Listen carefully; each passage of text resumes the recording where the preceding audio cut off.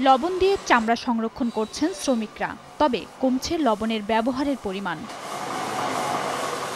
নোয়াখালীতে কমে এসেছে চামড়া ব্যবসায়ীর সংখ্যা।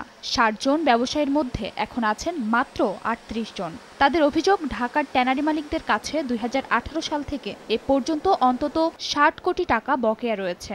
এখনও যারা ব্যবসা করছেন তাদেরও রয়েছে মূলধন সংকট।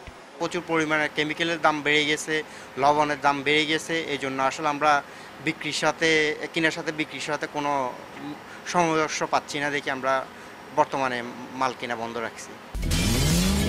এবার নগদ দিয়ে মোবাইল রিচার্জও জিতে নিতে পারেন BMW গাড়ি।